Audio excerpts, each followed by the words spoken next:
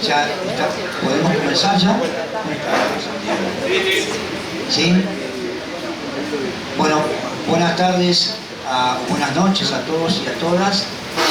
Les agradecemos mucho de verdad que estén con nosotros aquí ahora. Esta es, digamos, la primera de una serie de actividades que contamos hacer este año desde la Secretaría de Derechos Humanos de la Facultad de Humanidades y Artes, y a cargo de Santi Montes, que anda por acá. Queríamos justamente, esto está vehiculizado por un conjunto de docentes de la Facultad de Humanidades. En principio queríamos agradecerle mucho a Santiago y a Alejandro Vila, el decano, que hayan, digamos, auspiciado y habilitado todas estas actividades. Bueno, les contaba, contamos con que esta sea la primera de una serie de conferencias que vamos a organizar desde la facultad para tratar un tema que nos parece que es el tema central de nuestra ciudad, desgraciadamente, desde hace unos cuantos años, y que nos parece que la universidad pública debe atender esta situación y dar una respuesta y interesarse. Entonces, contamos hacer una serie de actividades a lo largo del año. Esta es la primera, y hemos invitado a esta primera actividad al fiscal Luis Esquerra Pietra, y me parece que estaría bueno que contara un poquitito cómo se desenvolvió cómo llegamos a esta primera actividad. Y esto nace hace algunos meses atrás, a fin del año pasado, cuando con un grupo de docentes de humanidades, algunos de la Escuela de Historia, otros de Filosofía, incluso de la Escuela de Letras, nos pareció necesario, digamos, expresar, digamos, y de algún modo solicitar a la universidad, al Consejo Superior, que atendiera y que tuviera una expresión pública respecto de la situación de la justicia en la provincia de Santa Fe, y particularmente en relación a lo que está ocurriendo y sigue ocurriendo, de hecho, respecto a los fiscales del Ministerio Público de la Acusación, que han sido, como ustedes saben, sometidos a una persecución muy grave y muy seria por parte de algunos senadores, en particular por el senador Trasferri. Bueno, supongo que durante la charla se desarrollará ese problema. En los hechos, el año pasado el senador Trasferri inició un proceso en contra de los fiscales Eder y Esquerra Pietra, que es un proceso que lo que convoca, lo que lleva es a que las cámaras legislativas expulsen a los fiscales de su trabajo, digámoslo así, claramente. Entonces, ante esa situación que nos parece que ya había superado todos los límites, decidimos enviar una carta al Consejo Superior. Voy a hacer muy breve la carta, leer algunos párrafos, que me parece importante. Bueno, los abajo firmantes, y hay que decir, me permito agregar que lo interesante fue que firmó muchísima gente esta carta. Para nosotros fue muy grato porque lo firmó, y me parece muy interesante para pensarlo desde una perspectiva ciudadana. Esta facultad tiene gente de muchos sectores, de muchas ideologías, y mucha gente de muy diferente color político e ideológico firmó la carta, lo cual es algo muy importante. Es decir, que a pesar de las diferencias políticas, hubo un encuentro de mucha gente que avaló la carta, lo cual me parece que es muy significativo y muy importante. Incluso gente que está ubicada en circunstancias extremadamente opuestas. Todos firmaron esta carta, lo cual está buenísimo y es lo que aspiramos que ocurra en la universidad. Bueno, sí, es rápido. Los abajo firmantes, miembros de la comunidad de la Universidad Nacional de Rosario, hacemos por este medio público nuestro acuerdo de perspectivas en relación a la situación de violencia que estamos viviendo en la ciudad de Rosario. Al respecto decimos que cualquiera sea la consideración que merezcan las instituciones santafesinas, el gobierno y sus autoridades, lo cierto es que por primera vez en décadas la justicia de la provincia, representada por algunos fiscales del Ministerio Público de la Acusación, ha desarrollado una política de investigación y persecución decidida del crimen organizado y de sus vínculos con sectores de la política y con el poder económico local y regional. La situación de estos jueces, y estos fiscales, y por eso hemos invitado hoy a Luis Esquerra Pietra, decíamos entonces en noviembre del 2021, la situación es muy difícil. Frente a ello se alza no solo las amenazas de la muerte propia y ajena y los atentados instrumentados por las bandas de delincuentes locales, sino también, como denunciamos, la embestida contra el Poder Judicial de un sector político santafesino, encabezado en esta ocasión por ciertos senadores que ven peligrar sus oscuros privilegios. Pero, y mucho más serio todavía, decíamos, es que la soledad de los fiscales, algunos de ellos docentes de esta universidad, se acentúa en estas circunstancias habida cuenta del silencio de un amplio grupo de legisladores santafesinos, quienes por acción u omisión favorecen esta situación, empeñados en no tomar partido por el imperio de la justicia y de sus instituciones. Y esta es la situación en que nos encontramos hoy. En los hechos nos encontramos frente a un grupo político conformado por legisladores de distintos partidos que por una u otra razón obstaculizan el combate contra el delito que transcurre a través de grandes asociaciones ilícitas. Mientras tanto, en las calles, la violencia aumenta y la imagen de la política, en el mejor y más antiguo de sus sentidos, referido a la indispensable mediación de la convivencia social, pierde el prestigio que se merece frente a la opinión pública, ¿no? Y las muertes han seguido aumentando, ¿no? Y todos nos acostumbramos a las muertes del día a día y todos nos parece como que nos olvidásemos de las muertes, ¿no? Y ahora, en este último año, desde que escribimos esta carta, ha habido incluso 3 niños muertos, 3 bebés muertos, ¿no? Hace una semana atrás una adolescente de 15 años también muerta. Es decir, la situación es desesperante. Bueno, esta es un fragmento de la carta y luego sí me interesaría mucho decir que encontramos acogida en el Consejo Superior y en el rector, ¿no? Realmente fue una situación muy grata ver que el Consejo Superior se expidió unánimemente apoyando esta carta y sacando además un comunicado en donde junto con este tema se agrega el de Nadia Schuchman, que nosotros no lo habíamos colocado porque no había ocurrió algunas semanas más tarde esta carta.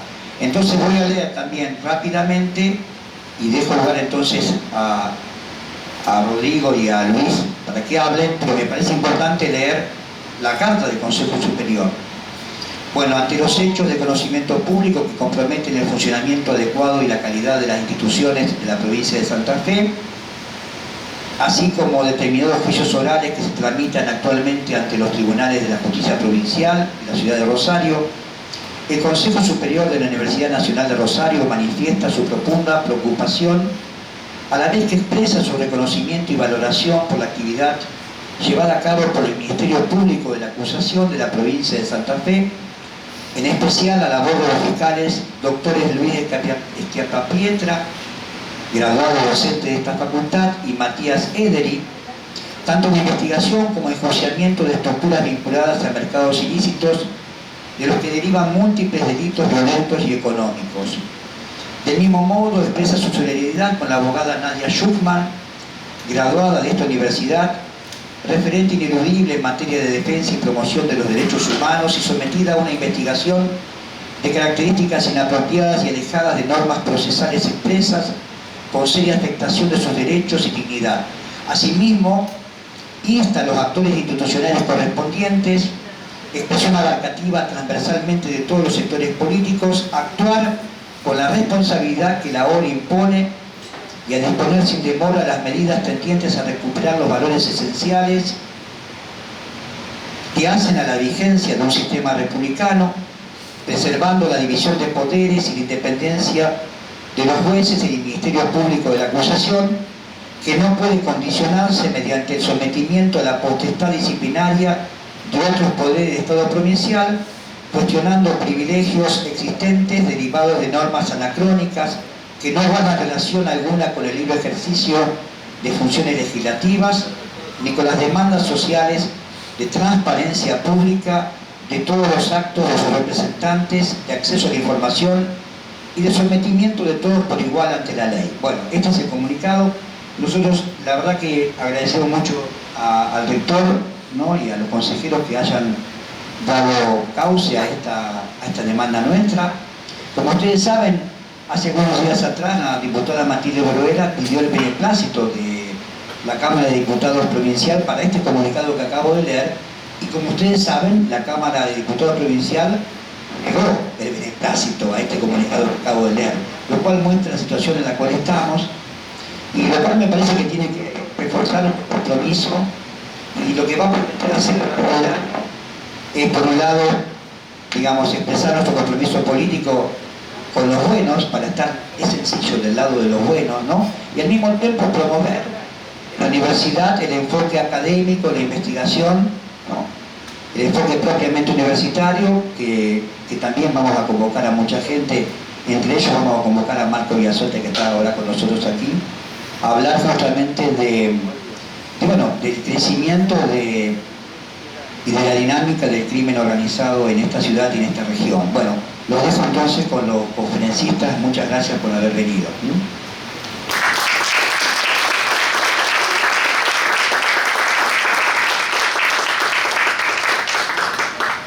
Bueno, Luis, me habían dicho que teníamos que hacerlo medio en calidad como de entrevista. No sé cómo saldrá, si se puede hacer así, pero vamos a hacerlo como si fuera un programa de radio. A veces hemos tenido algún espacio para entrevistarlo a Luis, así que intentaremos un formato parecido.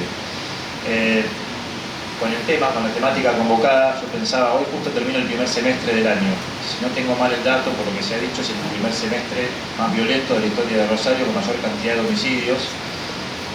Y para cualquiera de nosotros que vemos en la televisión todas las noches un homicidio, una balacera, un crimen, resulta chocante, genera resignación, porque uno no quiere una ciudad así.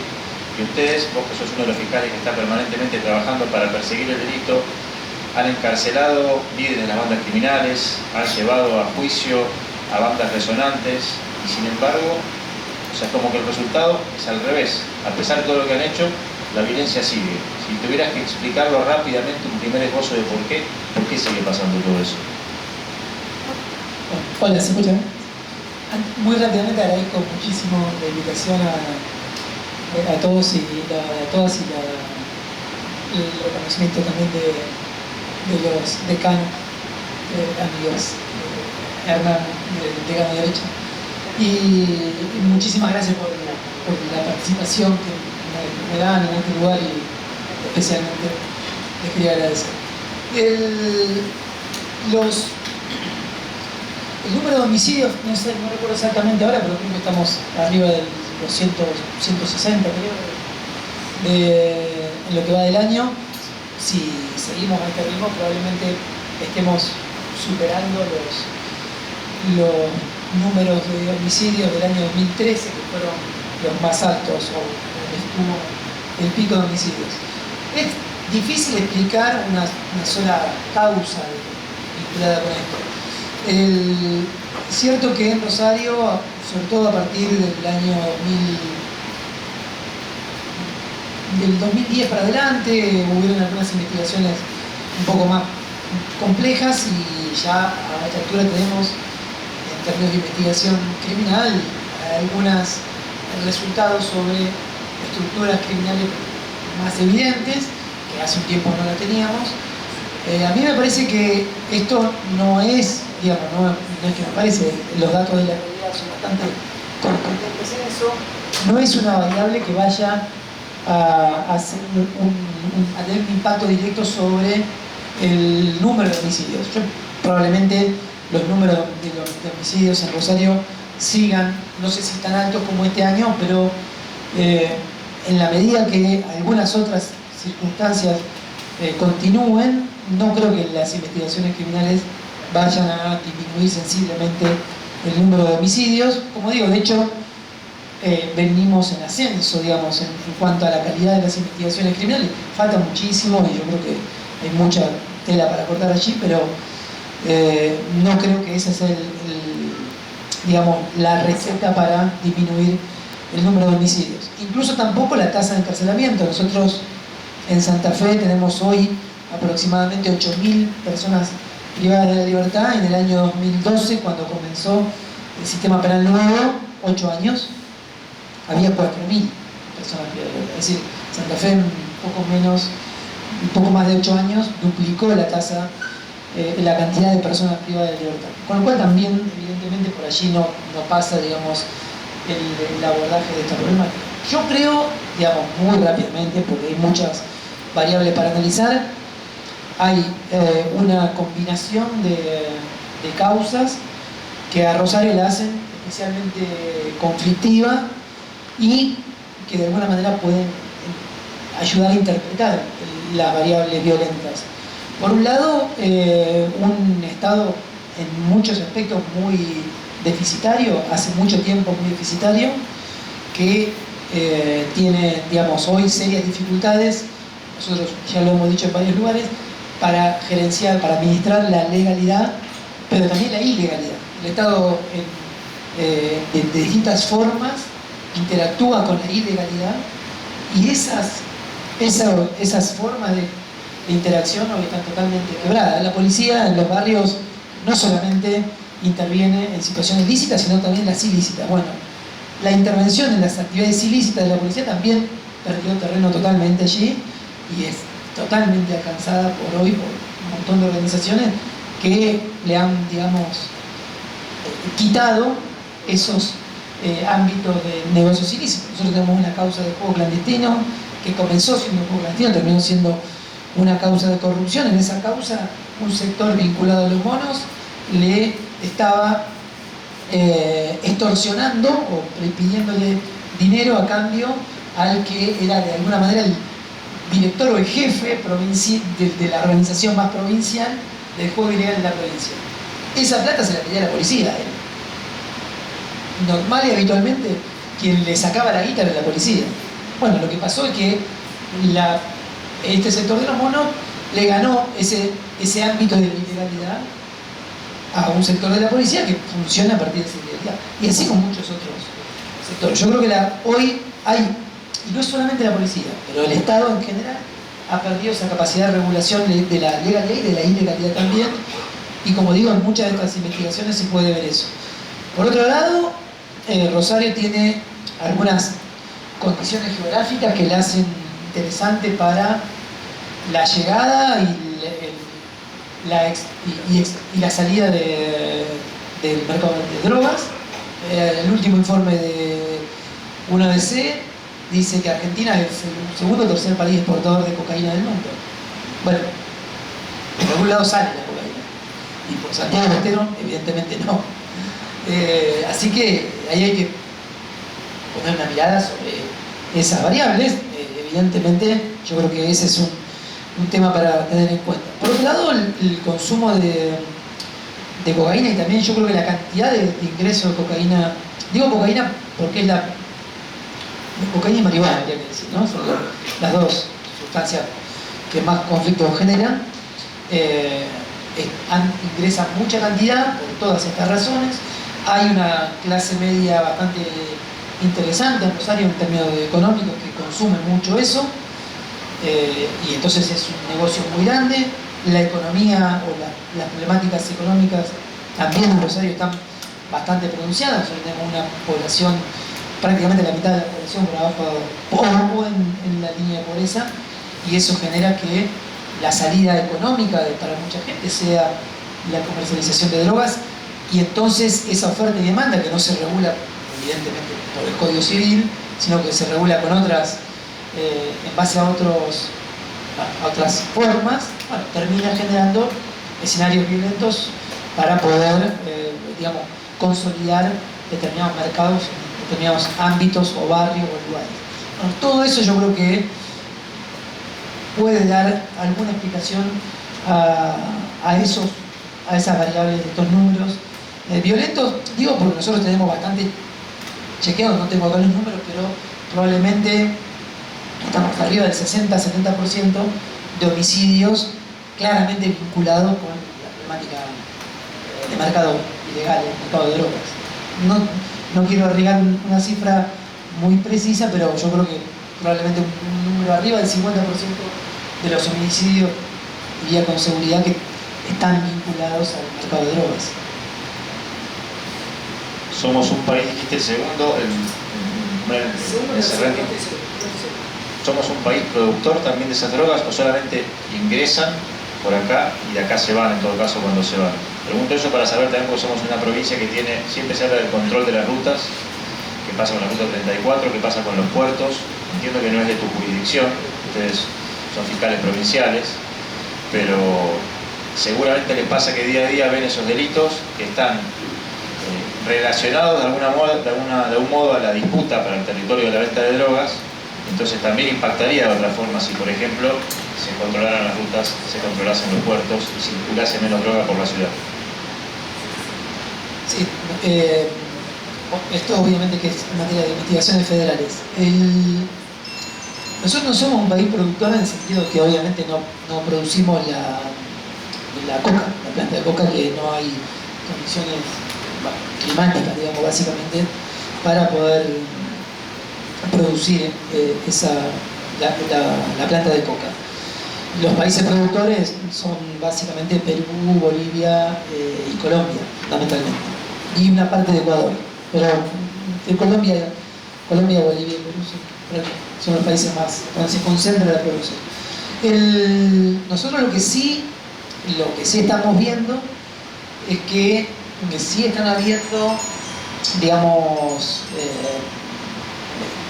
procesos de finalización del producto en la región, digamos, en nuestra zona. Ingresa la pasta base y ya después aquí casi hay un proceso de finalización del producto, de estiramiento, etc. Eso sí, hay en Rosario, hay de hecho, bueno, la detención, el allanamiento a la Delfín Zacarías, que es un histórico, un personaje vinculado con las cocinas de drogas, tiene ya varios años, ¿no? Y eso sigue existiendo. A eso habría que agregarle también las drogas sintéticas, que están empezando también a haber algún desarrollo de eso, en menor medida, pero también hay un desarrollo de eso. Así que bueno, no sé si por producción, por país productor, querés decir eso, pero digamos, es importante también pensar ese aspecto de la producción. Respecto de los controles, los ingresos y demás, sí, ese es un tema, bueno, históricamente puesto en crisis. Yo siempre digo que acá hay otros problemas que tienen que ver con el funcionamiento del mercado, hay que de alguna manera pensarlo para poder entender. Quiero decir, la Ruta 34 a lo mejor no está muy controlada, pero la frontera norteamericana con México sí, es la más radicalizada del mundo y ingresan, no sé si los números, 40 toneladas anuales de cocaína a Estados Unidos, que se toma el 60% de la cocaína del mundo, de Colombia, de norteamericanos. Es más, habían bajado hace poco, ahora volvieron a un consumo muy alto. Con lo cual, evidentemente hay otro problema, no es solamente el control, obviamente tiene que haber control y esto no puede no estar adentro de la discusión, pero el mercado de drogas, muchísimos actores estatales y particulares, digamos, lo conocen bastante. Con lo cual, no sé si es solamente un problema de control de eso, ¿no? Aún así, como digo, hay también en términos de investigación de obtención de producción de casos en materia de narcotráfico, muchos déficits. Yo creo que también nosotros tenemos una estructura de investigación en materia de narcotráfico a nivel nacional absolutamente perimida y vetusta, que necesita urgentemente una transformación tanto en las áreas de investigación, en las áreas policiales, como en las áreas vinculadas a la investigación judicial. Bueno, la reforma de los sistemas federales se supone que va también en esa dirección. Nosotros tenemos un sistema de justicia penal que está pensado para investigar delitos hace 50, 60, 70 años. Hoy se darán cuenta que un juez de instrucción sentado en un despacho no puede ser, no tiene nada que ver con un investigador. Bueno, eso es lo que está hoy en discusión en la reforma federal. Creo que es un tema que obviamente que tiene que estar en agenda, y eso también, los problemas de la reforma, del no avance de la reforma federal en Rosario, obviamente que se han hecho sentir probablemente más que en Capital, que tiene una ciudad totalmente mucho más articulada, con un montón de actores, con mucho más dinero puesto en seguridad, con una policía reformada hace pocos años. Bueno, digo capital porque probablemente muchas de estas cosas se terminan mirando desde capital, ¿no? Rosario ha significado un problema importante. Nosotros tenemos que ir a una reforma del sistema federal porque evidentemente este que tenemos, bueno, está bastante puesto en crisis, ¿no? A la hora de pensar las investigaciones, ustedes muchas veces han dicho que les faltan recursos, que les falta recurso humano, recurso material, económico. Han contado, por ejemplo, los fiscales ustedes que cuando hacen un allanamiento y encuentran un teléfono, que ahora es, muchas veces creo que es la clave o la pista para poder pesquisar si esa persona está relacionada con quién, a quién le compra la droga, a quién se la vende, a quién mandó a hacer una balacera, etcétera. A veces ustedes tardan semanas o meses en poder abrir ese teléfono, encontrar información, falta gente, falta recursos. Y pensaba en un número que a veces ustedes también han comentado, han publicado, la cantidad de recursos que se destinan. El Ministerio Público de la Acusación tiene, tengo entendido, en toda la provincia un presupuesto de 370 millones de pesos al año. Y comparado, se podrían comparar carteras ministeriales u otras cosas, pero comparado con, por ejemplo, se nombró acá al senador Armando Traferri. Los 19 senadores disponen de subsidios, de los cuales no tienen que rendir cuentas, entregan a quien quieren y como quieren. De hecho, cuando se pretendió investigar eso, Jorge Boazo los denunció, presentó una causa penal y el Tribunal de Cuentas de la provincia dijo no tienen que dar ninguna explicación. Independientemente de lo que moralmente eso signifique, el número, 800 millones de pesos disponen los 19 senadores para repartir en subsidios. Y ustedes, todo el Ministerio Público de la Acusación dispone el tercio de ese dinero. ¿Esto lo han planteado en términos institucionales? ¿Qué piensan de esto? ¿Cómo revertir esta cuenta? La rendición de cuenta que se lleva a cabo respecto de los subsidios de los que disponen los senadores es una acreditación pagal formal en el Tribunal de Cuentas. Lo que no tienen ellos que explicar es si el subsidio tuvo el destino para lo que fue solicitado. Pero más allá del punto, yo creo que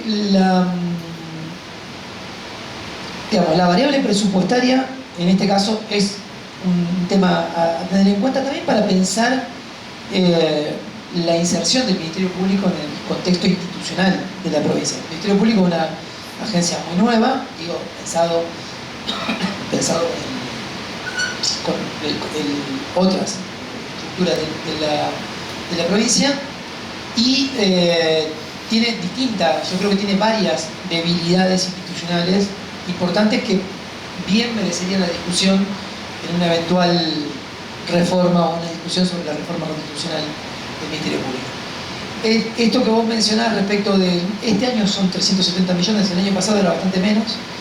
Este es un tema, porque es un Ministerio Público absolutamente diminuto, digamos, en términos de lo que son las otras agencias del Estado Nacional, del Estado Provincial, perdón, y el presupuesto general del Estado santafesino. Nosotros, yo entiendo que esas debieran ser planteos y reclamos, digamos, de las autoridades de gobierno del Ministerio Público. Lo he escuchado que se ha formulado. Yo creo que ese es un problema.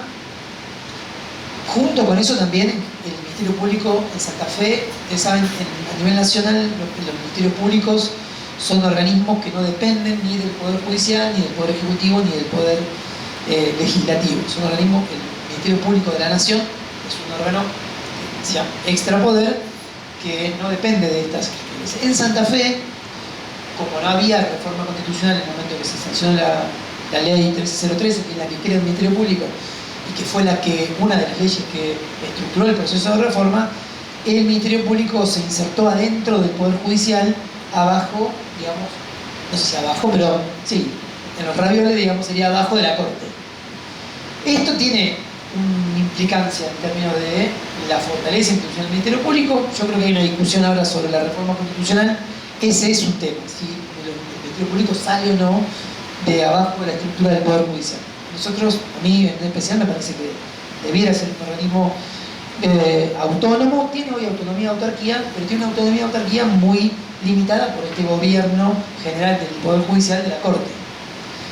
Y eso en algunos aspectos también tiene algunos inconvenientes en términos de gobierno, del Ministerio Público, etc. Y respecto de la cuestión presupuestaria, sí, yo creo que es un problema, y también creo que sería un problema multiplicar el presupuesto sin una planificación político-criminal, que eso es lo que yo a veces advierto.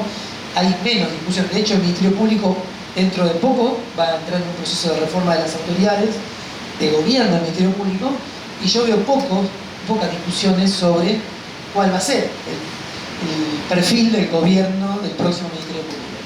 Yo creo que multiplicar recursos para tramitar casos flagrantes, la verdad que dijimos luego cómo está el Ministerio Público, porque las problemáticas de fondo no son. Cuando yo digo casos flagrantes, digo, si lo que nos va a importar es cuando la policía agarra a un pibe que robó un teléfono en la calle, se va corriendo y lo agarra flagrante cuando lo robó, es eso, o lo que nos va a importar es el mercado de teléfono en negro, de teléfono robado que hay atrás, y ver quiénes son los reducidores de teléfono, quiénes... Bueno, esa es una mirada político-criminal que hay que definir. Si nosotros vamos a tener un Ministerio Público para meter preso a ese pibe que hizo eso, es una decisión. No quiero decir que no haya que meterlo preso o no haya que iniciar una investigación penal, si tiene que ir preso, que vaya preso, no sé, eso dependerá del caso. No estoy diciendo que eso no suceda. Lo que digo es que los delitos no ocurren naturalmente. No es que como llega la primavera se cometen delitos. Los delitos son una construcción política del Estado. Por un montón de agencias que intervienen, definen que esto es un delito. Nosotros, cuando terminamos investigando la causa de corrupción que estamos investigando, comenzamos con un homicidio en un casino. Y después nos importó cuáles eran las razones por las cuales gente de Los Monos había ido a tirarle tiro a la gente del casino. Y después nos enteramos entonces que la gente de Los Monos regenteaba justamente ilegalmente los estacionamientos alrededor del casino, que la policía no podía controlar porque venían los monos y los sacaban los tiros. Entonces les cobraban a los del casino. Nunca pudimos llegar a ver, nunca pudimos descubrir en términos de investigación cómo es que eso terminaba sucediendo, pero no nos importó solamente el homicidio y quién disparó.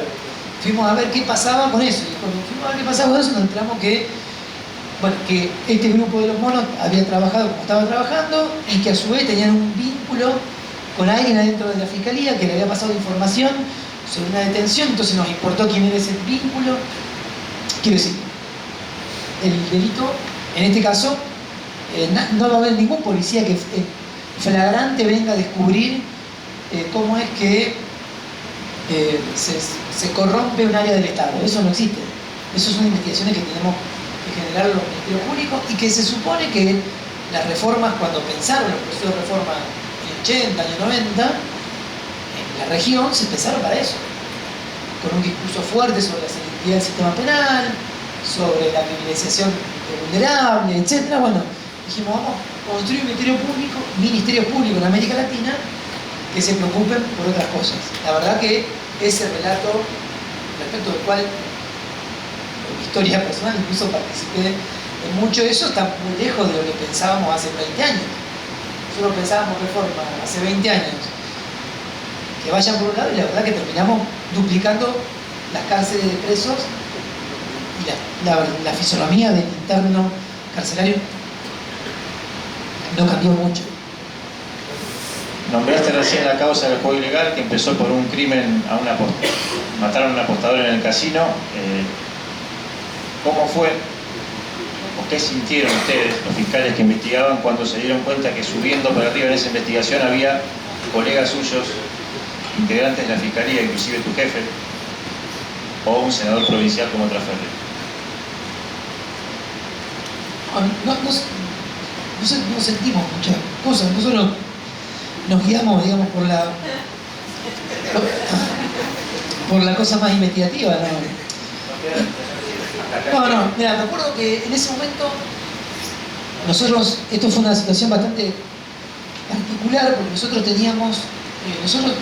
sacamos la información de la filtración de la fiscalía.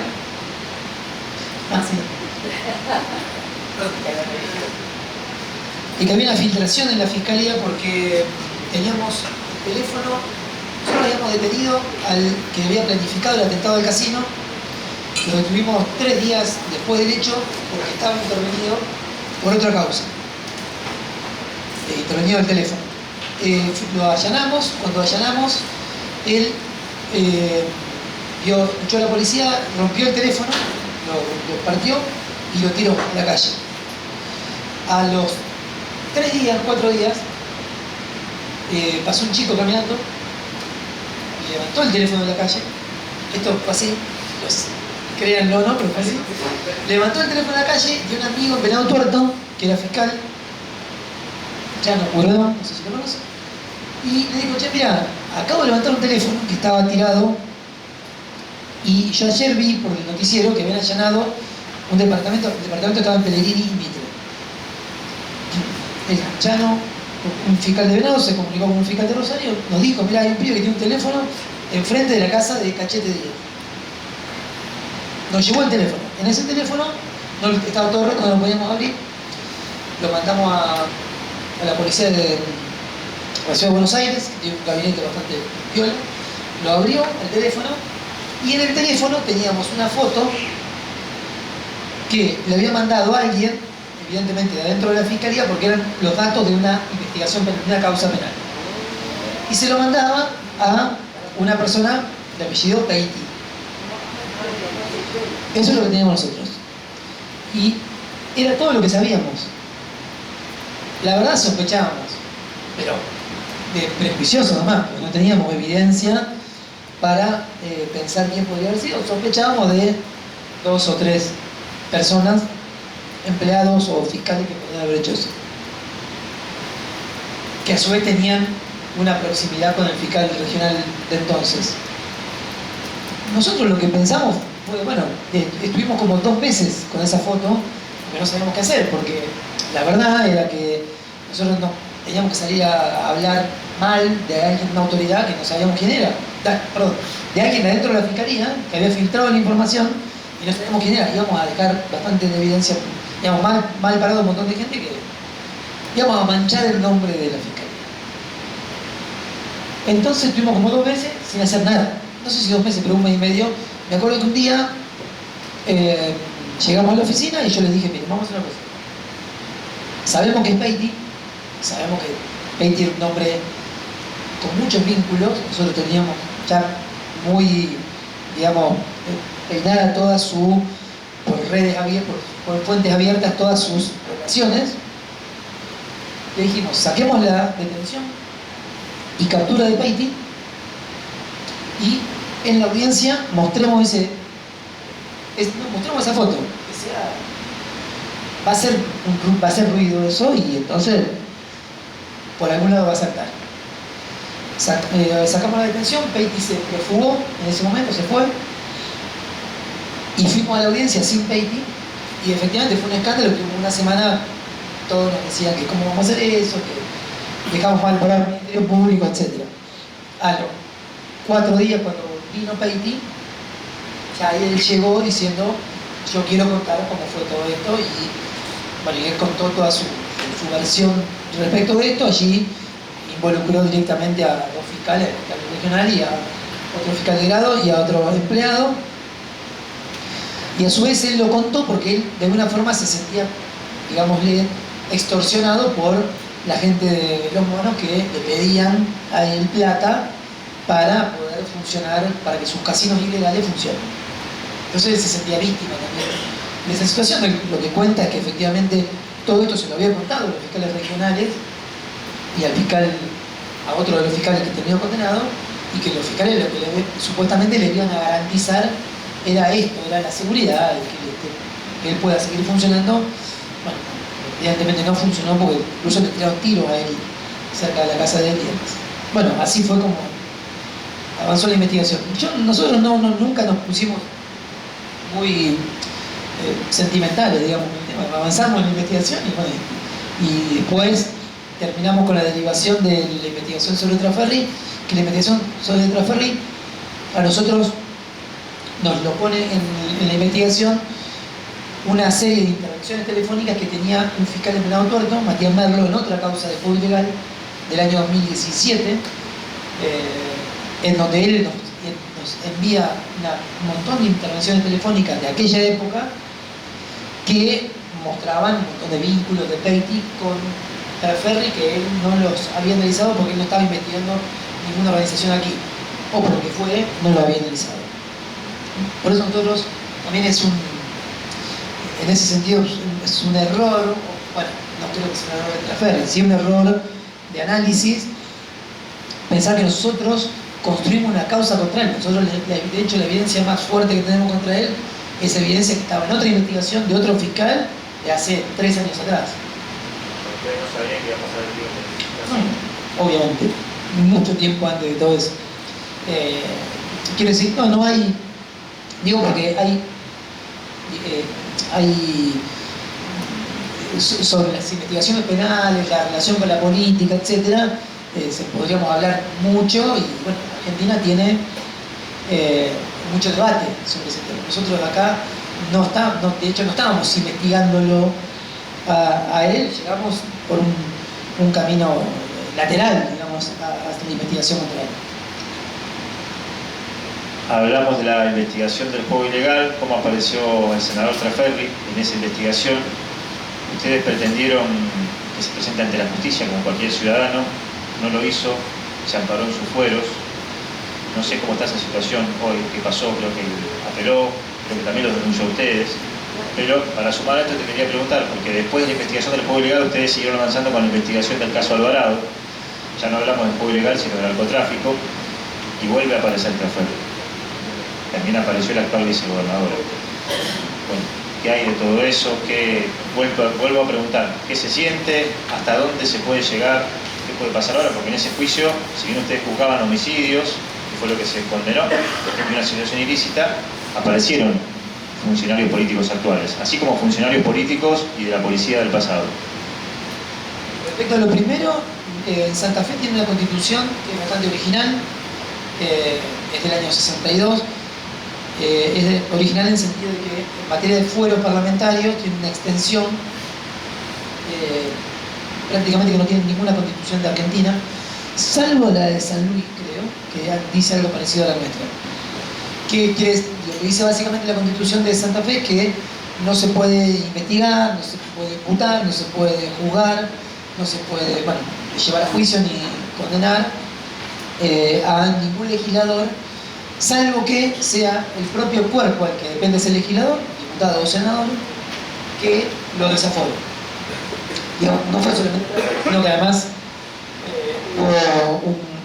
hubo un grupo de senadores que permitió, digamos, que no pueda imputárselo. Eso a nivel nacional no es así. Bueno, basta ver los diarios y la televisión para ver que hay el expresidente Macri asumió procesado en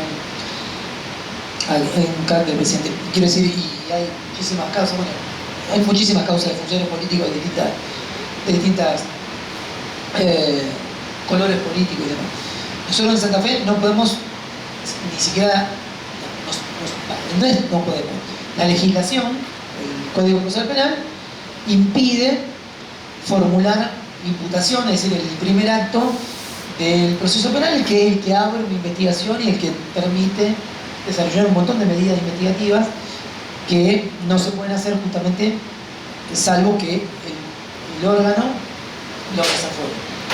Eso nosotros lo entendemos que es inconstitucional, porque esto, palabras más, palabras menos, implica que las agencias de investigación penal no vamos a poder investigar casos de corrupción o lo que fueren vinculados a legisladores, y eso, para nuestra forma de ver la ley y la Constitución, es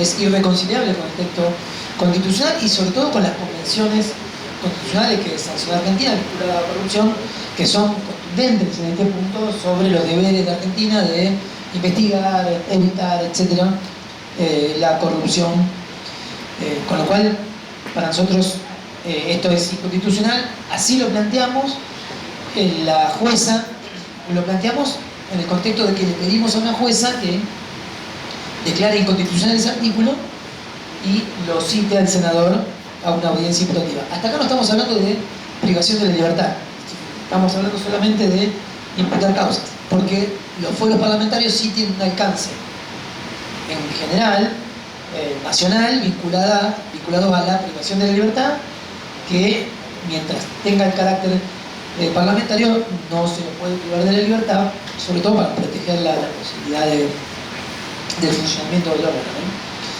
¿no? No estamos hablando de eso, nosotros solamente queríamos imputarle sin ninguna medida privativa de la libertad.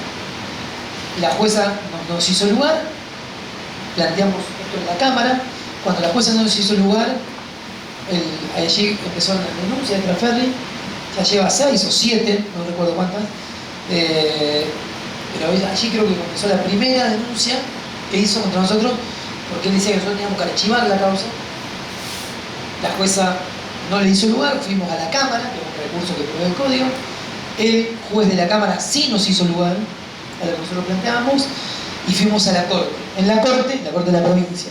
En la Corte de la provincia, la Corte de la Santa Fe falló 5-1, salvo Daniel Herbeta, los otros 5 nos rechazaron nuestro pedido, y ahora estamos esperando que rápidamente se resuelva nuestro recurso de inconstitucionalidad federal, porque vamos a ir a la Corte de la Nación. Yo creo que, más allá del trajín, digamos, el recorrido procesal, yo creo que Traferri y un sector político que fue el que lo defiende todavía, Traferri, para mi gusto está tensando mucho la cuerda institucional en la provincia, porque yo creo que la Corte va a hacer lugar al fallo, no solamente por Santa Fe, porque yo creo que si no, Argentina va a tener un compromiso internacional con los organismos vinculados al derecho internacional, que muchos de ellos también tienen que ver son organismos que a su vez también tienen que ver con las economías de los estados. O sea, en materia de corrupción, hoy hay un montón de organismos internacionales que miran mucho a los países sobre qué disciplina tienen en términos de investigación de corrupción. Por eso es un tema que hay que ponerlo en la agenda muy fuertemente, no es un tema menor. Yo no creo, y en los estados federales como los nuestros, la responsabilidad del Estado Nacional se cuenta por la de los estados provinciales, es decir, un estado provincial puede comprometer internacionalmente a Argentina en el concierto federal. La verdad, yo no creo que 2 jueces santafesinos y Maqueda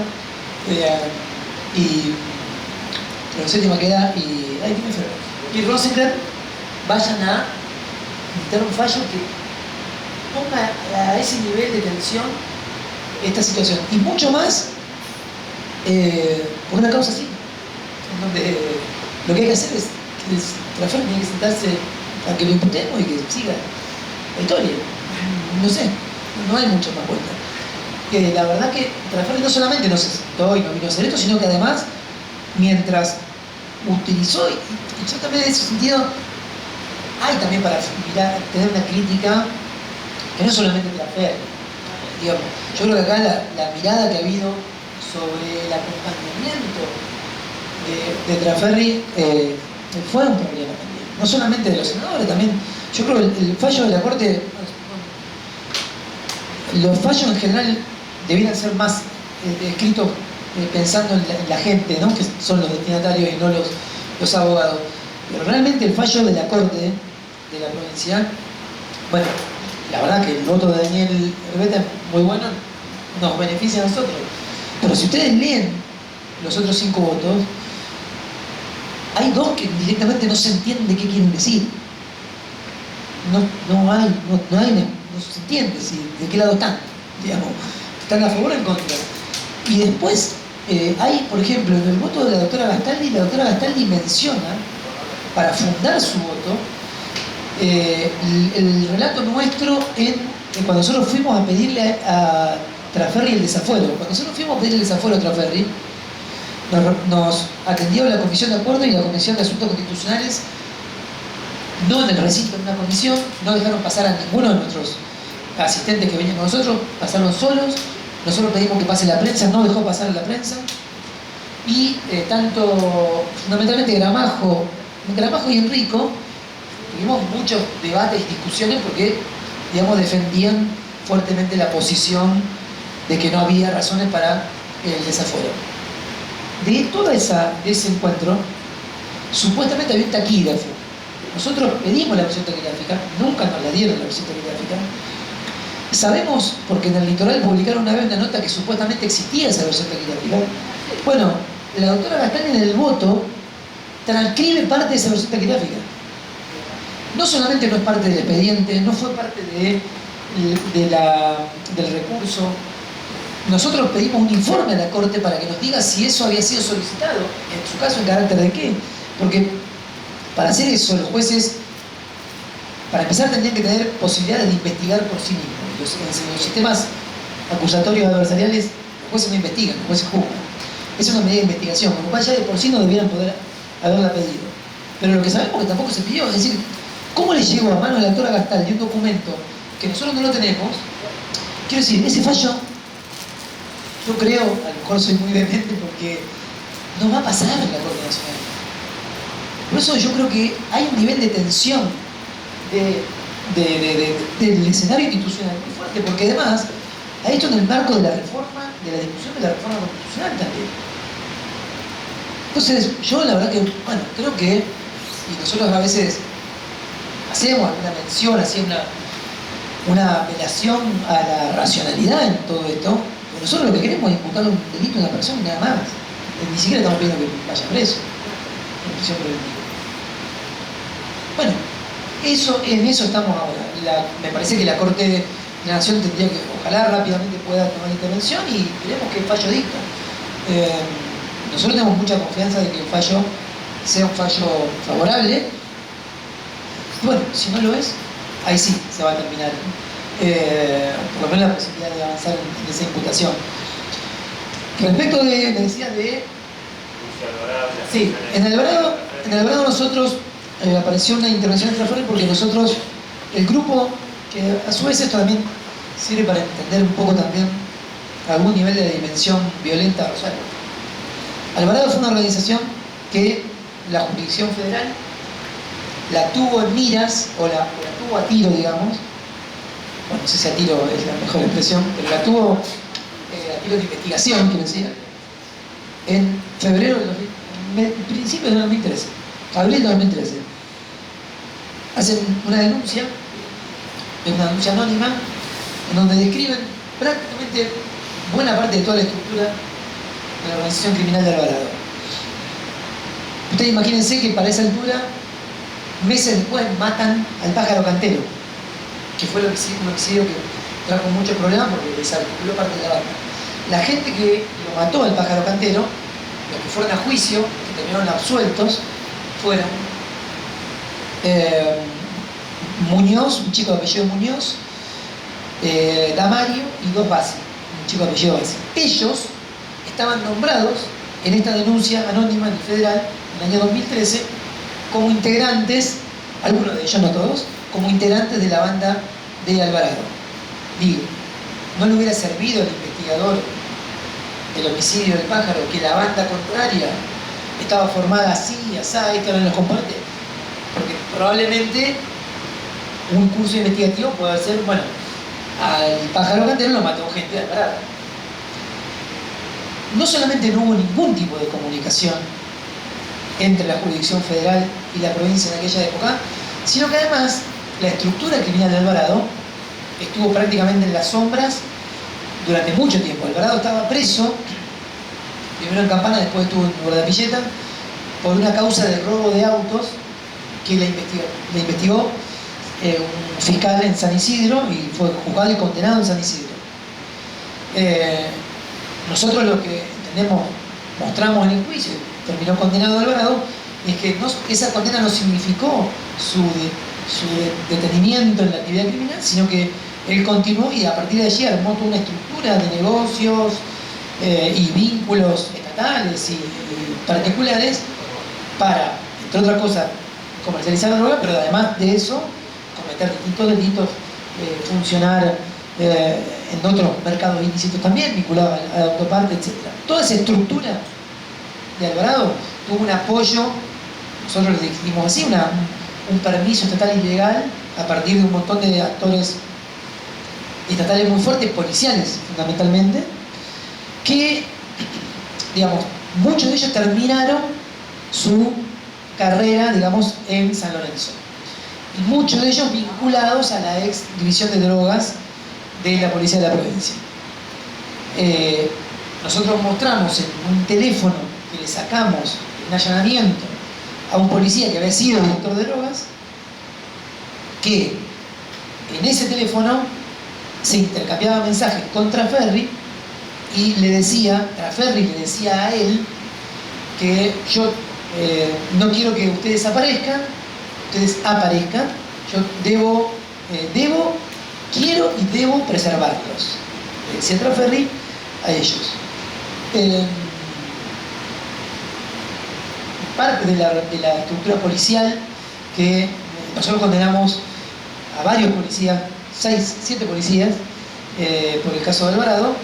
Parte de ese grupo de gente tenía que ver con ese sector policial que terminó en San Lorenzo.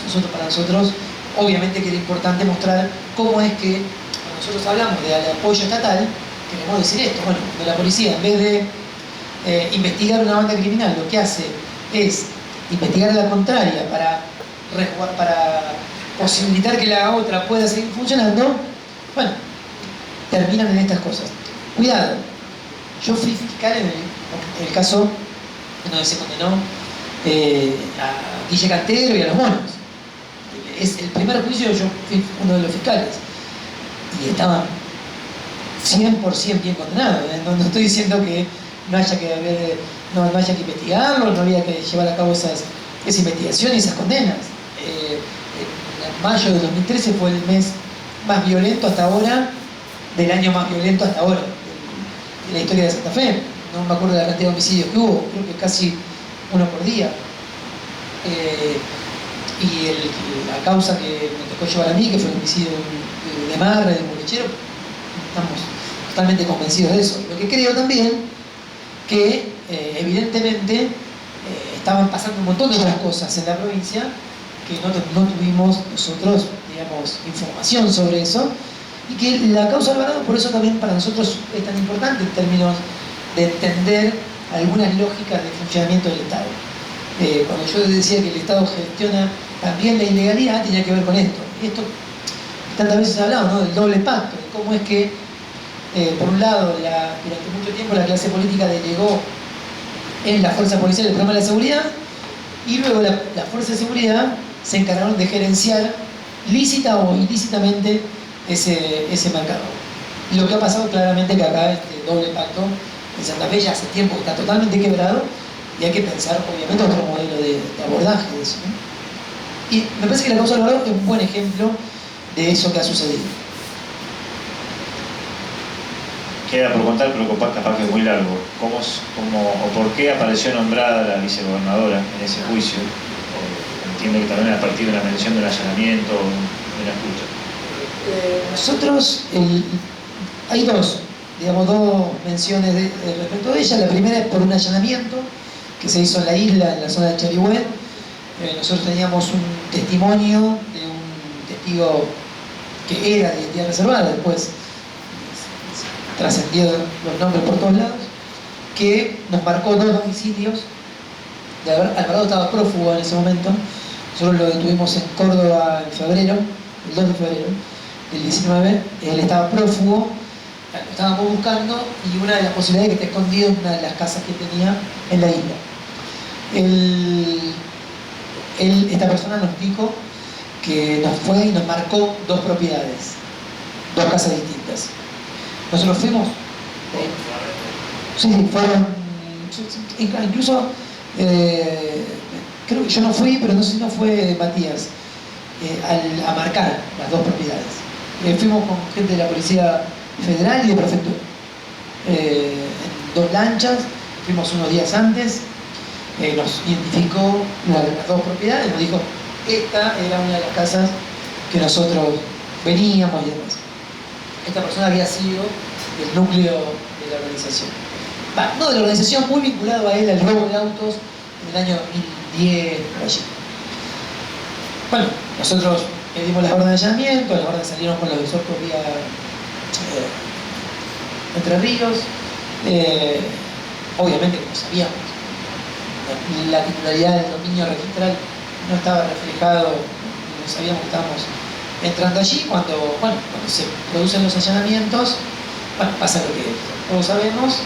Efectivamente, uno de esos domicilios era un domicilio que era propiedad, ¿sí?, de la doctora Rodenas, y a partir de allí, hubo todo un desarrollo, digamos, nuestro de investigación para ver el origen de ese inmueble, la procedencia, etcétera, etcétera.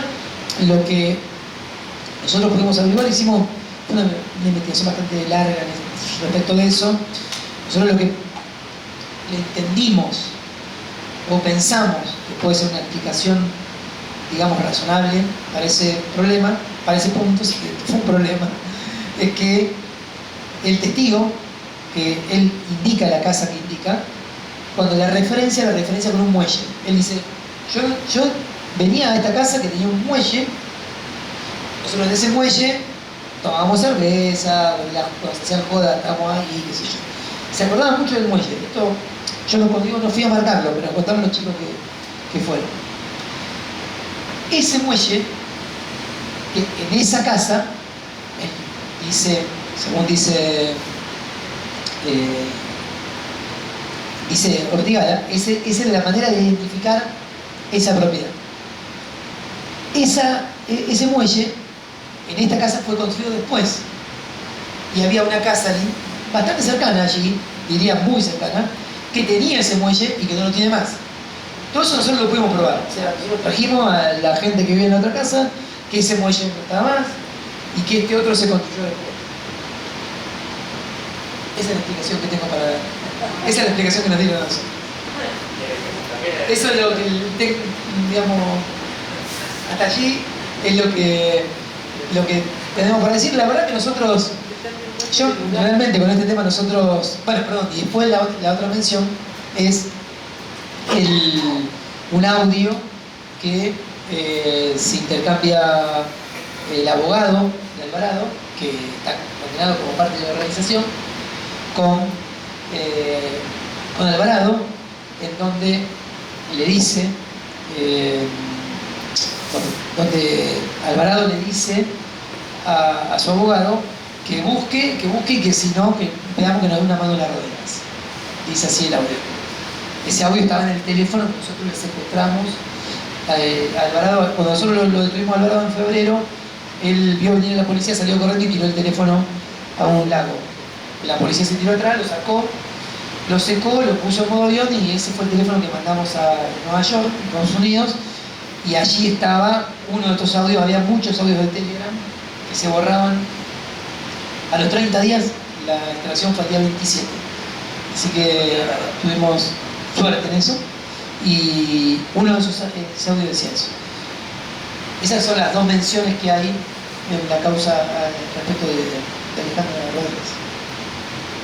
Hasta acá se podrían hacer 3 temporadas de la serie Borgen hecha en Rosario. Para sumarle otro capítulo más a la serie, también esas cosas... House of Cards.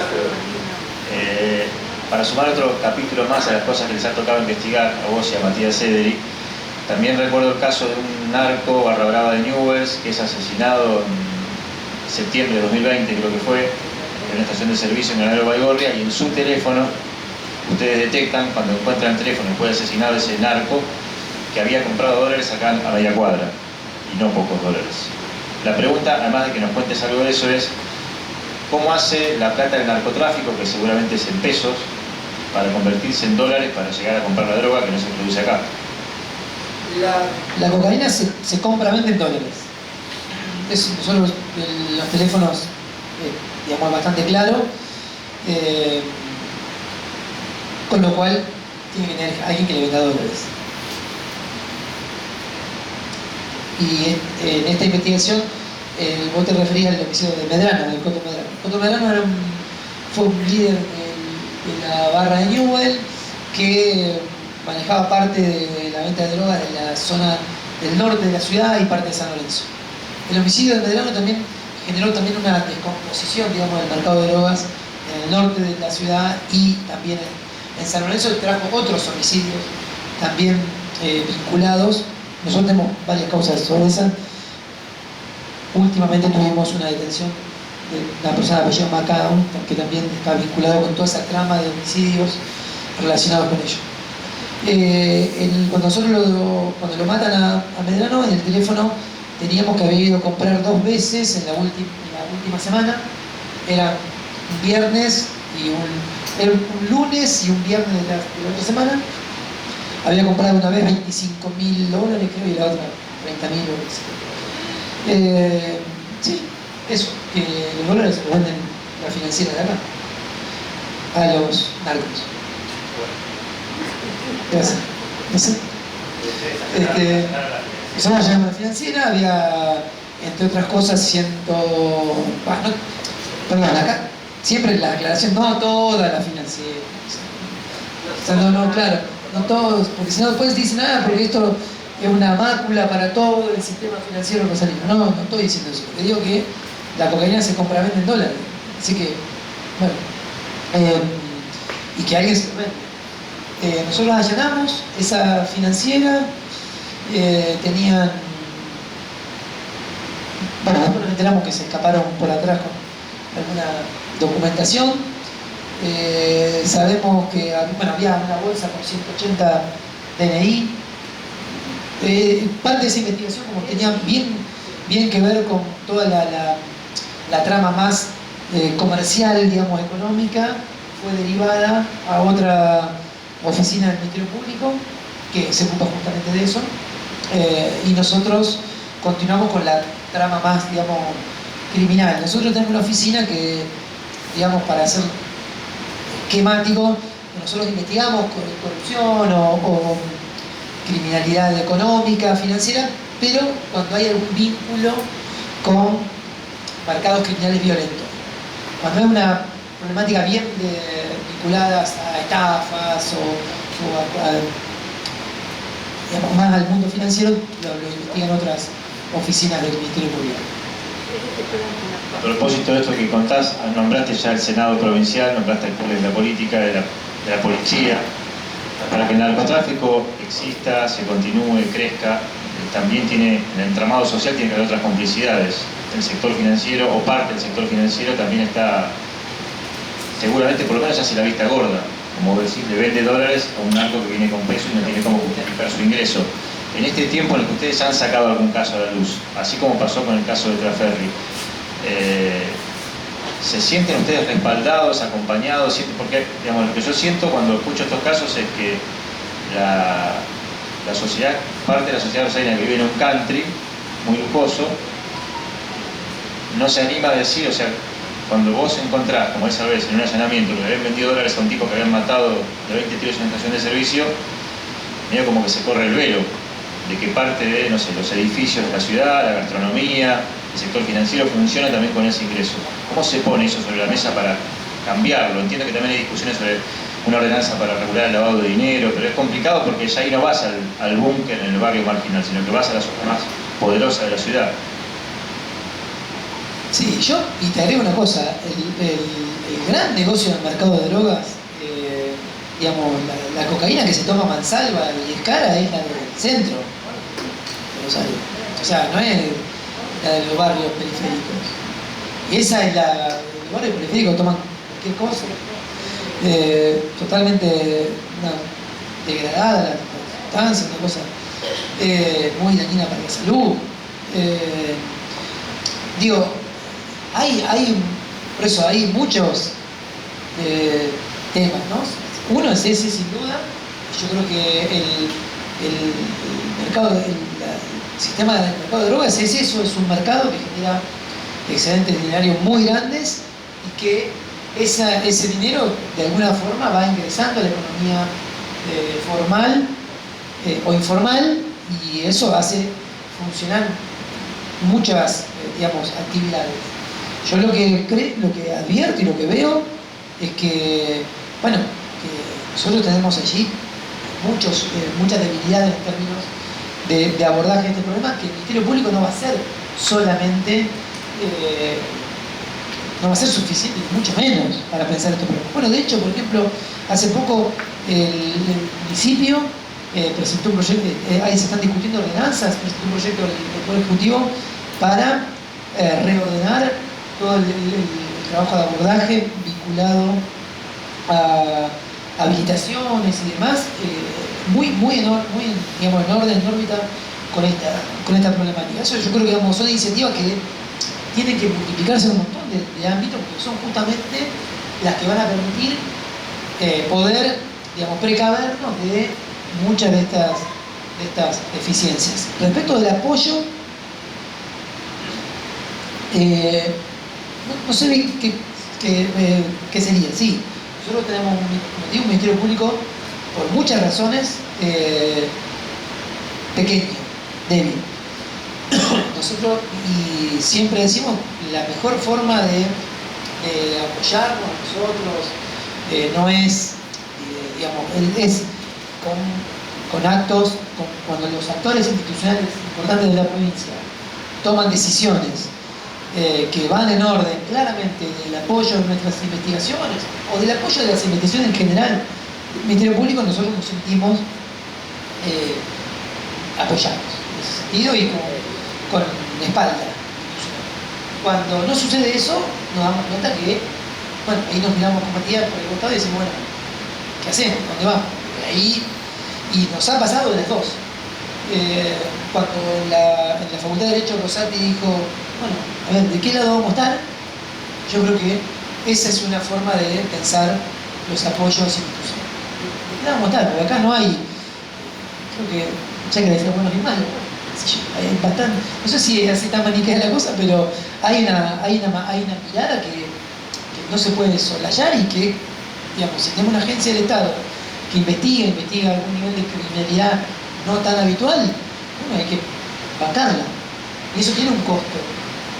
Yo creo que estamos, digamos, no sé si estas cosas son un punto de llegada. Estamos transitando por eso y de a poco yo creo que vamos viendo que hay digamos, un consenso sobre que algunas de estas cosas tienen que empezar a cambiar, porque también está bastante claro, Rosario es un buen diagnóstico sobre eso, que esto no lo vamos a solucionar metiendo preso a los chicos que matan en las esquinas de los barrios pobres. No vamos a solucionar eso. Acá hay un problema más profundo que tiene que ver con otros entramados criminales mucho más complejos que vamos a tener que construir, digamos, entre todos, no el sistema penal, probablemente el sistema penal sea uno de los segmentos, pero muchos otros actores, otras redes institucionales para poder hacernos cargo de esto, ¿no? Sobre la policía, ¿qué pensás o qué piensan del Ministerio Público de la Acusación o ustedes como fiscales que se podría o se debería hacer algún proyecto para reformar a la policía? Que hoy entiendo que medio se autogobierna, porque quien era ministro cuando intentó hacer esto terminó yéndose de cargo por otro problema, que era quizás sus declaraciones, polémicas, pero la policía parece hoy autogobernarse en este contexto. Sí, yo creo que autogobernarse es una palabra bastante pretenciosa, porque yo no sé si tiene gobierno la policía. La policía, yo creo que Santa Fe tiene que ir a una reforma policial muy fuerte. El problema grande es que, como siempre decíamos, es como cuando se opera un corazón, que hay que ver cómo sigue latiendo, porque no podemos, digamos, operar el corazón y que se nos muere el paciente. Yo creo que el asunto también es mientras tanto. Acá hay que, a mi gusto, hay que planificar las dos cosas, porque esta policía así como está, bueno, yo empecé diciendo que hoy no tiene capacidad para mi gusto ni siquiera de gerenciar o administrar las ilegalidades habituales a las que, digamos, que tenía, con lo cual es grave. Bueno, el segundo jefe de la policía acaba de renunciar porque hizo un viaje, no sé, que no está autorizado. Bueno, hay muchos problemas, evidentemente. Yo creo que esta policía así como está no puede funcionar, y Santa Fe tiene un problema grandísimo.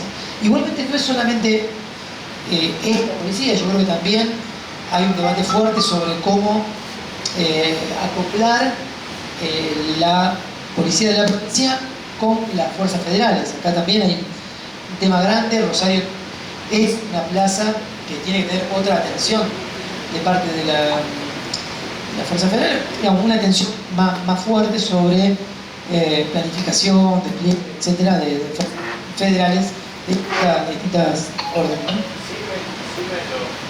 Los gendarmes que se vienen discutiendo hace tiempo si vienen o no vienen, cuántos vienen, ¿sirven? ¿Creerías vos que serviría mayor presencia de gendarmes? ¿Que es esa la solución?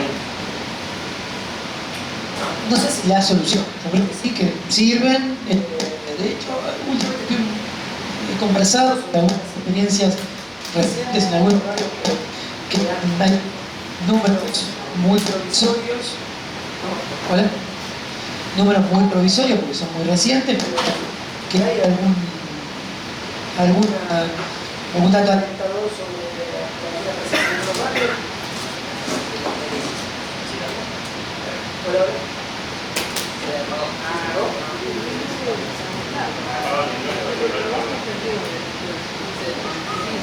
Sí, no sé si la solución, ahí está. Si la solución es una.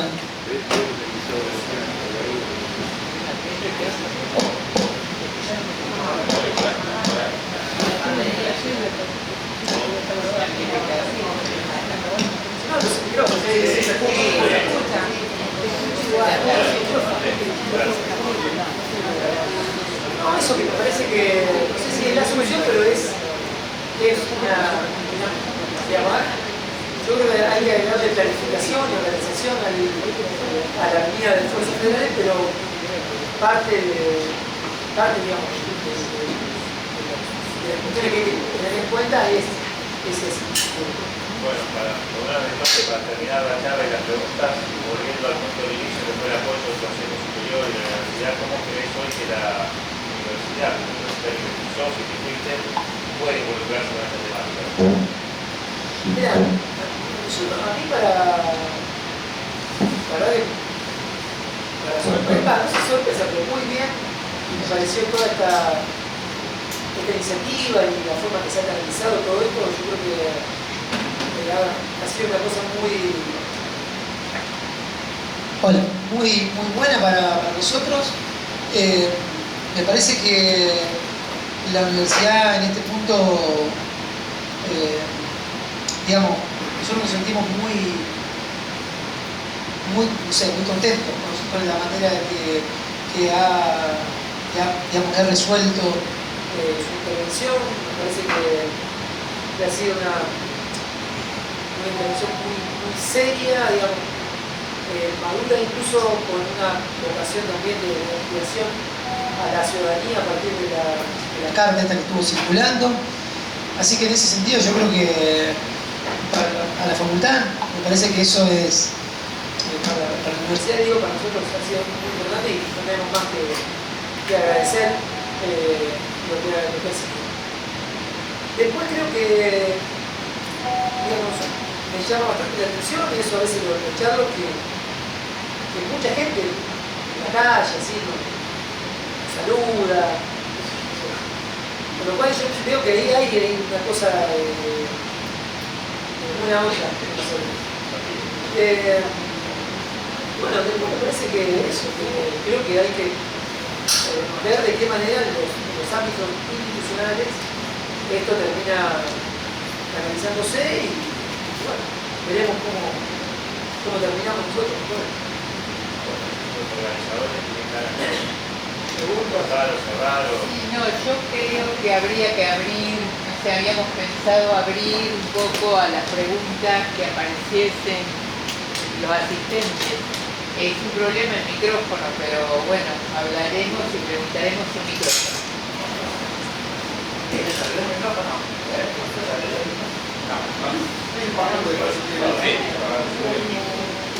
Y se acordará. Pero sí, no.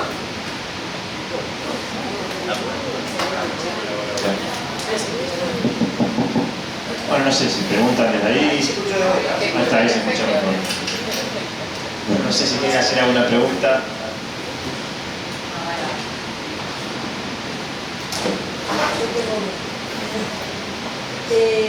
La verdad no comparto la expectativa que tiene usted con respecto a lo que pueda Sí, la Corte Suprema, con todo respeto. En ese caso, ¿sería posible delegar todo esto a cortes internacionales, digamos, como para hacer un poco público a nivel mundial, esto que es una salta de, no sé, no tengo ya adjetivo porque francamente es error, una cosa increíble. Sí, nosotros con los recursos que presentamos hicimos reserva de ir a entidades internacionales y bueno, que eventualmente se podrá hacer algún planteo sobre eso. Los tribunales internacionales, bueno, como las sanciones y las responsabilidades tienen otra dinámica y demás, demoran mucho más. y eso para nosotros, hoy para nosotros el día a día es un déficit para el avance de la investigación. Entonces, la verdad que tenemos menos expectativas en términos de investigación. Lo cual no quiere decir que lo planteamos a nivel internacional Y veremos si eventualmente tenemos algún tipo de respuesta en eso. igualmente tengo mi esperanza, ¿no? Mejor porque estoy en el medio de esa. Sí. Bueno, buenas noches, ¿qué tal? Me viene justo la palabra de Santiago, dice, dijo esperanza. Vivimos en un mundo, una sociedad muy degradada, lo vemos día a día, la cuestión institucional en la provincia en general, fiscal la refirió. Le quiero dejar dos notas que pueden invitarnos a creer, sobre todo a creer en las instituciones. La universidad tuvo un rol valiente a partir de esa declaración que orgullosamente dictamos en el Consejo Superior y que la Facultad de Derecho fuertemente empujamos y participamos de la redacción. Y hemos hecho dos cosas adicionales. Porque el Ministerio Público Fiscal demostró que no adoptó una actitud corporativa para con tus pares que evidentemente estaban en la joda. Yo me encontré como decano de la facultad con una situación muy especial como fue esos dos colegas tuyos formaban parte de nuestro claustro de profesores. Uno en la asignatura Derecho Penal, el otro en la asignatura Derecho Político. Cuando estoy en mi casa y veo la noticia, que a uno se lo llevan preso, que el otro todavía no, pero caía al poco tiempo, llego al otro día a la facultad y dije, la universidad pública no puede tener formando abogados a una persona que está acusada de semejante cosa, una vergüenza, una deshonra. También chocando contra lo que es el principio de inocencia, porque hasta ese momento uno no había arreglado el abreviado y el otro no había. Pero bueno, por un lado, por las características de sus cargos docentes, uno era jefe de trabajo práctico, cuyo carácter interino, digamos, es dispuesto por el decano, con lo cual no lo dudé esa misma mañana. Y ese cargo, hablé con el titular de la cátedra y dije, voy a hacer esto, ahí para adelante. Y para con el otro promoví una sesión del consejo directivo, porque su cargo de profesor adjunto dependía del consejo directivo. Y bueno, llamé con los consejeros buscando los consensos para, y bueno, encontré por supuesto acogida de los consejeros directivos y es un ejemplo como una institución se purgó de algún modo de quienes consideramos que no podían estar frente a un aula formando abogados. Es una nota que invita a tener esperanza. La otra es que hoy recibí una invitación de la legislatura provincial de la Cámara de Diputados para una audiencia, una reunión que se va a celebrar el día 2 de agosto, promovida por el presidente y por la diputada provincial, con relación a algo que Rodrigo dijo que es el sistema de disciplina y control que existe en el Ministerio Público Fiscal. Porque no es solamente la Constitución del 62 que es atrasada y que otorga fueros, que más que fueros son privilegios, privilegios que no se condicen con el principio de igualdad ante la ley que la Constitución Nacional y los tratados internacionales que Luis refería consagra. Esa igualdad de todos no es real en Santa Fe. Entonces es grave por un lado esa situación, pero más grave es que esas personas que no son iguales a todos tengan en sus manos la potestad de disciplinar y controlar a la defensa. Es más grave todavía. Entonces, que hoy se pueda discutir eso es otra nota auspiciosa. Miremos la película, el final de la película, yo también confío. Yo también confío y no soy una persona optimista en general, pero digo, el mal no puede ganar. Y en un caso como este en el cual el mal está tan claramente de manifiesto, tenemos que tener esperanza. Bueno, yo les pido perdón, pero estoy solo con mi hijo y tengo que cerrar mi casa. Muchas gracias por la invitación. Y delante de todo decir que me pone muy orgulloso un graduado y un colega docente como amigo. Disculpa, che, que me vaya así, pero no puedo. ¿Puedo, Luis, seguir el argumento de él? Sí, sí, sí. El decano de la facultad. Es un orgullo. Y yo pertenezco a la facultad soy docente de la materia, de la misma materia que daba uno de esos De la otra cátedra. De la otra cátedra, pero es un orgullo realmente. A nosotros abogados nos toca todo esto. Y antes que vos te vayas, la esperanza también está en ellos, yo soy graduado, porque yo tengo que decirlo, es la primera vez que lo puedo decir en público. Lo que ustedes están haciendo tiene un grado de coraje y de valor personal, lo que hace vos, lo que hace Martina, que tiene que tener un reconocimiento. A mí me llena de orgullo que mi Universidad de Rosario, que mi decano, que el decano de Humanidades, haga una actividad como esta, que la haga un Instituto de Derechos Humanos. Me parece que esto tiene que existir y la pregunta que quiero hacer tiene que ver con esto. Hoy hiciste un recorrido extraordinario de todo el tema institucional, pero mirando esto, si lo miramos desde la sociedad, no de la institución, y de los que, no de la sociedad, porque vos hablaste también de una parte de la sociedad que son los que hacen negocio, sino de los que están en los territorios que están sufriendo, de las organizaciones sociales. Alguna vez en Rosario también tuvimos la experiencia, en esa época que vos marcás, de casos como el triple crimen de Villa Moreno, de un gran movimiento comunitario, justicia, lucha, un montón de cosas, y después lo de Mercedes Delgado en Dueña, hay un movimiento comunitario y cosas. ¿Qué está pasando hoy, Luis, en tu experiencia? Yo sé que hay oficinas del MPA, oficinas de la defensa provincial, que tienen relación con las organizaciones sociales, pero en tu experiencia concreta, ¿cómo está la relación de ustedes con las organizaciones sociales que están en los territorios? ¿Esto lo están tomando? ¿Los organismos de derechos humanos lo están tomando? ¿Lo están acompañando? ¿Hay una interacción? ¿No hay nada? Para saber dónde estamos parados. Mira, yo... Gracias por el triple crimen yo fui fiscal. Sí, por eso sí, en ese caso, todo el grupo de gente que trabajaba en Villa Moreno fue muy importante para construir el caso, ellos se querellaron, así que fue muy importante. Yo creo que, para empezar, el Ministerio Público, el Poder Judicial en general, el Ministerio Público en particular, son oficinas, son agencias bastante poco amigas de este tipo de relaciones que deberían ser muchísimo más fluidas y aceptadas. Yo les decía al comienzo de que hay que pensar la planificación político-criminal, estoy pensando esas cosas. Quien gobierna en la institución tiene que ver qué tipo de oficina van a construir, y en este tema me parece que hay allí un déficit grande, no solamente en estas áreas, sino un montón de áreas. Por suerte hay algunas materias que yo creo que digamos, la prepotencia del trabajo en el mejor de los sentidos ha puesto en evidencia. Por ejemplo, el tema feminismo.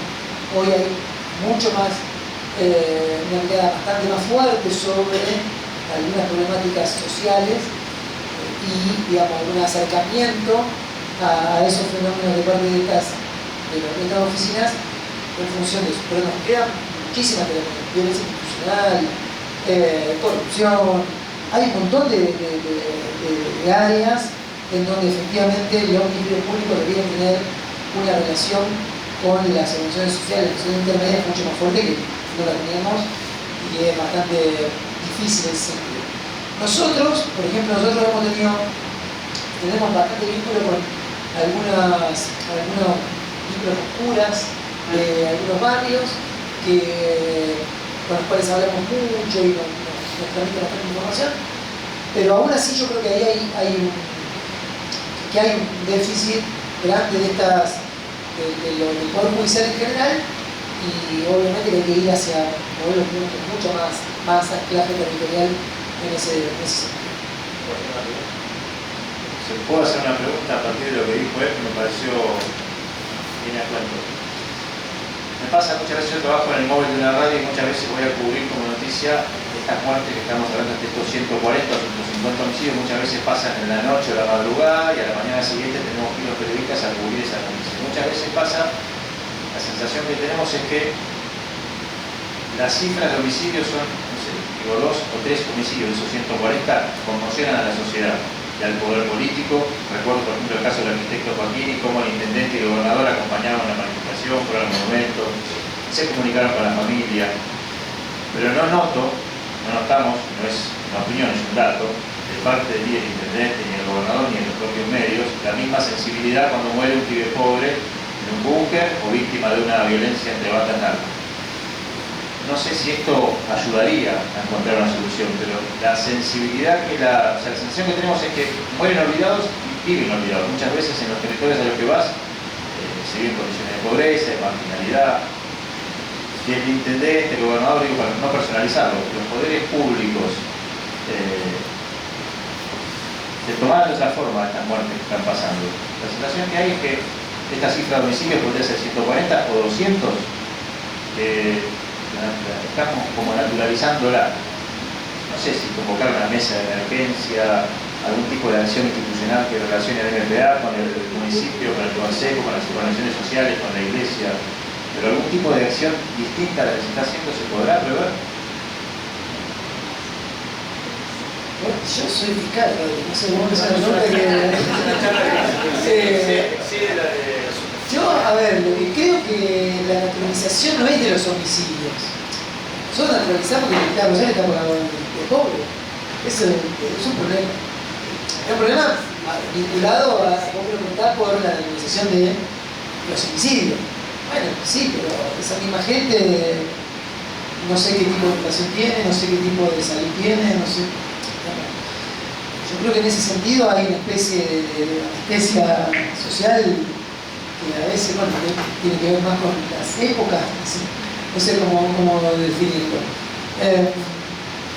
A mí, nosotros eso lo vemos, y yo por eso siempre pongo énfasis en la manera en que organizamos una oficina del Estado como el Ministerio Público que se encarga de perseguir delitos, y por eso yo decía, si la planificación político-criminal del Ministerio Público va a ser ocuparse en un sector de la criminalidad más marginal, etcétera, será una, y si no, yo creo que otro perfil, y en ese sentido creo que, bueno, que es uno de los grandes. Por eso, incluso hace poco, como estaba mirando hoy, yo creo que el debate, digamos, la problemática de la desigualdad probablemente sea el tema de política pública en general, no solamente judicial. Sea ese el tema. De hecho, mucha gente está escribiendo ahora sobre estas cuestiones y vinculándolas con problemáticas criminales, criminológicas. Hay un montón de gente que escribe sobre los problemas de desigualdad y el sistema penal, pero como una variante más del discurso, del relato más genérico, más político sobre la política de la desigualdad. Yo creo que, obviamente, en una sociedad que tiene la mitad de la población pobre y otra mitad, o no sé si otra mitad, pero un porcentaje importante, con una clase media próspera que se desarrolla, y etcétera, ese nivel de contradicción no va a ser sano social. Ahora, eso no explica los 250 homicidios que no tiene Córdoba. Córdoba lamento no tiene Córdoba, además de Fernet. Y no tiene 250 homicidios por año. Ahí hay otra variable.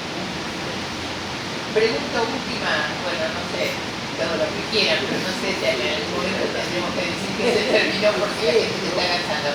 Pero quiero decir esto que vos decís, Córdoba, y a veces hemos escuchado también Buenos Aires, conurbano. No Córdoba porque una Está dimensión bien, similar. sí, digamos, que aparezca menos violencia, que emerja de otra manera, ¿quiere decir que hay menos tráfico y menos consumo? Yo me acuerdo que Saín decía que lo que pasa en Santa Fe es que se han descabezado las bandas y por lo tanto esta violencia es el resultado de una lucha por los territorios, lo cual haría pensar de que hubo un paso adelante, digamos, que dio Saín cuando, digamos, trabajó descabezando las bandas. En cuyo caso, en Buenos Aires, en Cava o en Córdoba hay el mismo tráfico que acá, pero se nota menos. ¿Esto es así? Sería bastante difícil explicar la diferencia. Yo creo que, igual con el número, Baltimore tiene 40 cada 100.000 habitantes. Nosotros tenemos 18, 20, Baltimore tiene Estados Unidos. Chicago tiene 40, 50 millones cada 100.000. También guardar cuidado, no nos creamos que estamos allá en el fondo del pozo, ¿no? Por el número de homicidios. Sí. En Colombia, yo vengo de Colombia, mataron el año pasado 120 líderes sociales. Solamente el líder social. 120. El año pasado. Que trabajan en el problema de acuerdo del país. Israel tiene un fenómeno importante. La explicación de por qué la diferencia con Córdoba sería, primero hay que conocer mucho Córdoba. Yo no conozco tanto Córdoba. Yo lo que sí creo o puedo interpretar algunas de las variables que nosotros tenemos en Rosario y tuvieron un poco que ver con lo que fui diciendo. No sé si podría explicar la diferencia de Córdoba, porque tenía que explicar Córdoba. La verdad que no quiero. Tengo alguna información, pero digamos, prefiero no saciar, digamos, sobre algo que no tengo tanta, tengo precisión. Yo creo que en Rosario hay algunas de estas variables que son relevantes. Si bien no es un problema exclusivamente policial, la policía cordobesa no es la rosarina. Basta irse de vacaciones en Córdoba para darse cuenta que no tenemos la misma fuerza policial. Nosotros tenemos algún problema vinculado al tráfico y al ingreso y salida de cocaína que no tienen los cordobeses, que consumen más hacia otro sector norte del país, tienen otros vínculos. Además, como digo, tenemos un nivel de desigualdad, yo no sé si no conozco Córdoba, como es la situación. Bueno, hay un contexto y además tenemos una avanzada sobre desarticulación de organizaciones criminales bastante fuerte que generó también una implosión, esto que vos mencionabas ayer. Son algunas de las ideas que yo creo que tenemos para explicar algunas de las variantes sobre este problema. Bueno, parece que es bastante complejo, probablemente parte de la solución sea eso, entender que es bastante más complejo que equipar fuertemente a la policía. Esa es en general una de las diferencias más rápidas, ¿no?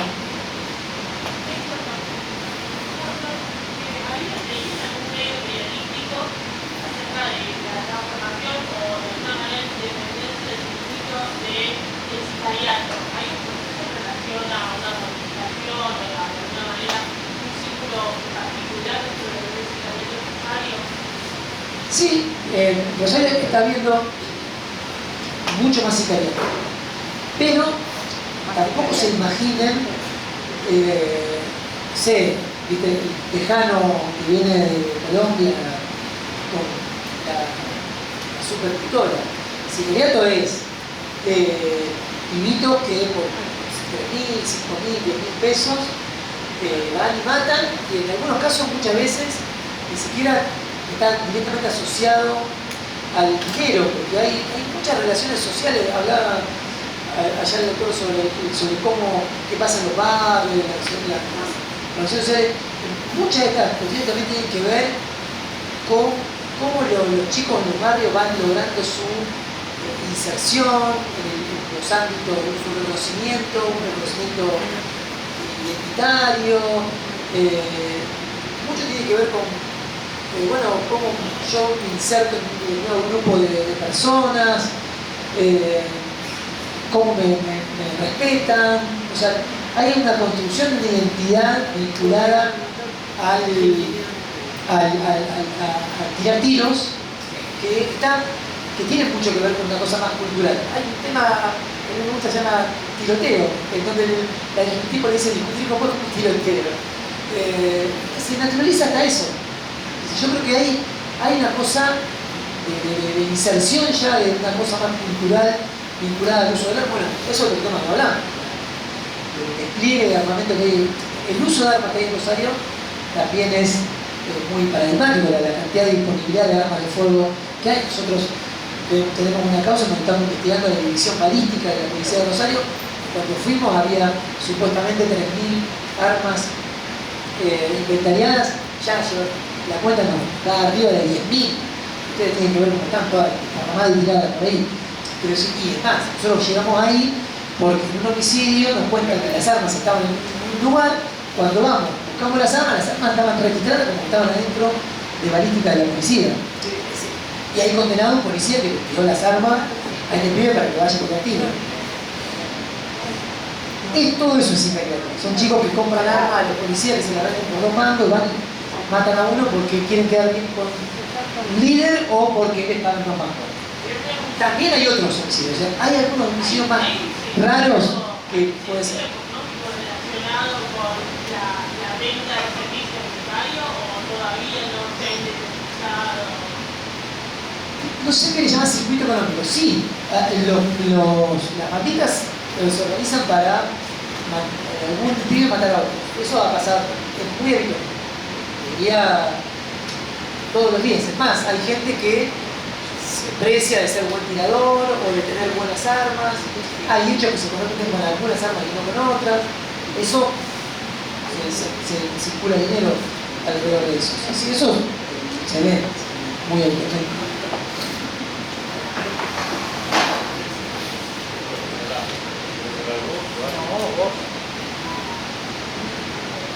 Bueno, entiendo que agradecerte un aplauso a la presencia.